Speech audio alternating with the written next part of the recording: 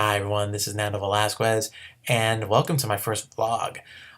This is a little weird for me. I'm used to talking on AfterBuzz, but pressing record and doing this in front of the computer screen is very new. Bear with me here. I want to do this in the new year, so I figured let me start now. For the past couple of weeks, I've been fortunate enough to fill in as a host to cover Survivor San Juan del Sur, Blood vs. Water 2, and it's been really, really fun to cover, and I had to go solo a couple of weeks, kind of like what I'm doing right now, but I figure I've done it already. People seem to like it. I really appreciate reading all the comments on YouTube because it's not easy to talk about a show by yourself. Last week, I got the honor to do the show with Jerry Manthe and Ryan Allen Carrillo, and that was fun. And also, we got John Mitch to call in, so that was a really, really good show. I'm really glad to do that. For those of you who don't know, I do a lot of shows on AfterBuzz, as well as fill in for Survivor, apparently. I do Walking Dead, I do Homeland, and Blacklist, and Scorpion, and a couple of others coming up in the spring. But Survivor has always been a big passion of mine. So anyway, for this first vlog, I wanted to talk about my thoughts on the finale. Overall, it was great. I'm really happy to see Natalie win. She totally deserved it. The best player won. I would almost say at least the result was predictable, but what I love about Survivor is you got to watch the whole show to see how they get there, because there are twists and turns, and it certainly isn't predictable to see what goes on beforehand. Like, for example, that first tribal council, you had the final five, and it looked like Jacqueline was probably going to go home, and instead Missy and Baylor get split up by a smooth move by Natalie. At the time, I didn't think it made much sense because I really felt she had Missy and Baylor in her back pocket, but it was a great, great move. It gave her some face. It saved some face with her and the guys on the jury, who were already probably going to vote for her, but it made her look good in front of the jury. John was even happy.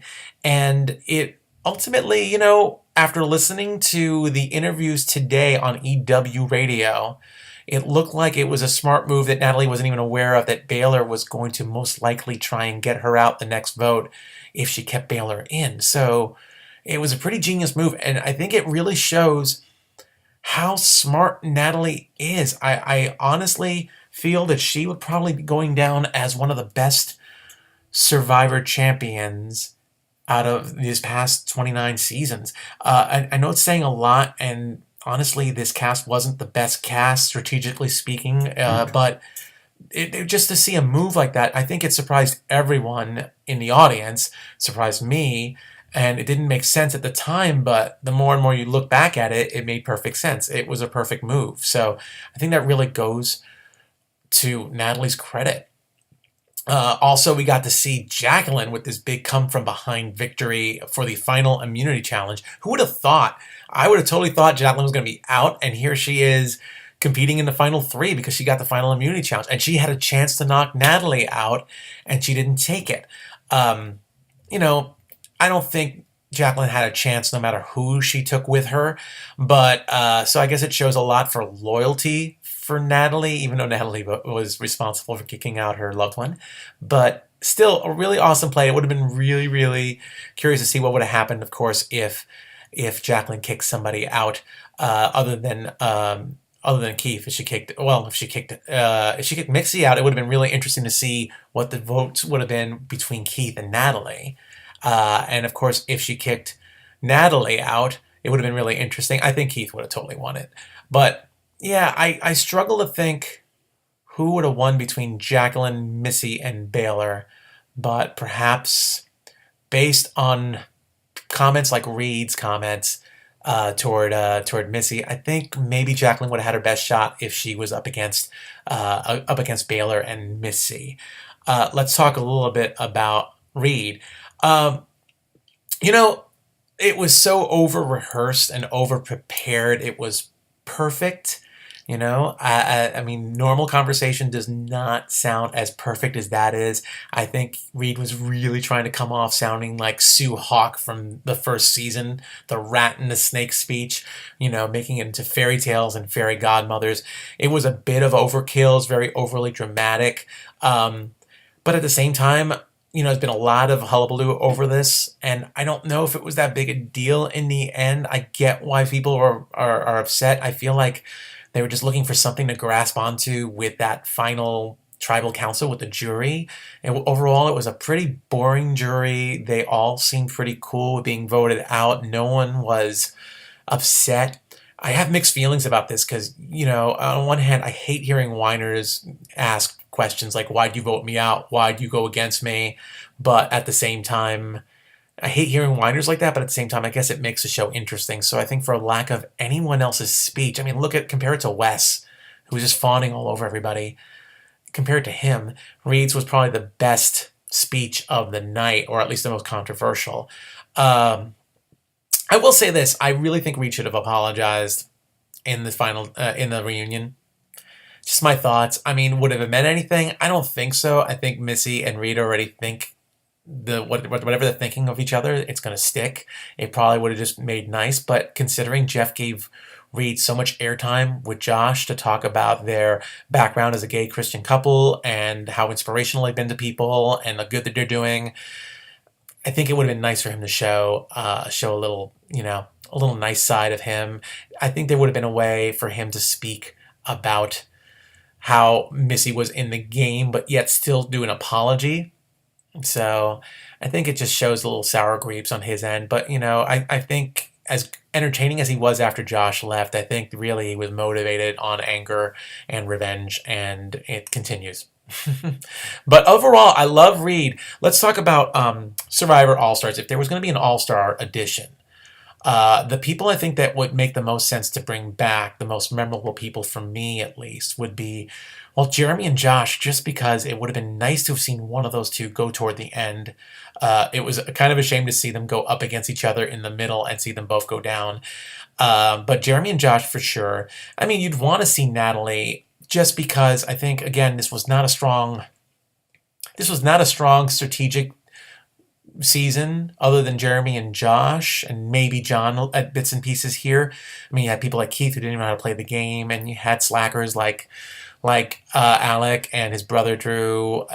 You know, I felt they were, and Wes. You know, so it wasn't really the strongest group. So I'd like to see how Natalie compares to a team of all stars within a bunch of really good, savvy players. Um, and then I'd probably want to see Keith just because he was obviously entertaining and a fan favorite, and Reed because even though he was really boring until Josh got kicked out, it was entertaining to see him those couple of episodes. So I wouldn't mind Reed so much, but I'd put him probably at the bottom after those other four. Lastly, let's talk a little bit about the new season coming out February 25th. So it's called Worlds Apart, and it's white collar versus blue collar versus no collar.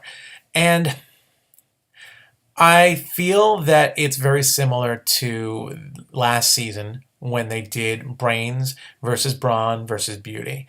I mean, if you think about it, look, blue collar is brawn. It's mainly brawn.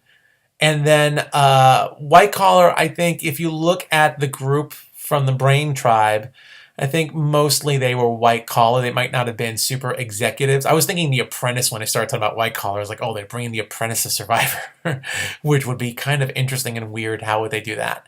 And then the no collars are kind of free spirits. I don't know. I guess I'd put them in the beauty tribe, but I feel it's a bit similar. I felt like Jeff Probst during the reunion really tried to over-explain it by bringing audience members in to say, look, this will work. He's showing examples. I think he was really doing a hard sell on it. So I don't know, just based on that alone, if it's a really good gimmick. But then again, we don't always get attracted to gimmicks. We get attracted to the cast and we get attracted to gameplay. And based on at least the teases that Jeff has said in past interviews, and based on what little scraps I think have been released, it sounds like it's going to be a really, really good season, better than this past one was. So it's something to look forward to. Anyway, I think that's about it. Hopefully this went well. Hopefully I'm looking at the right camera, and forgive me if I'm a little nervous. I'm not used to just doing this on my own, but if you enjoyed this, let me know.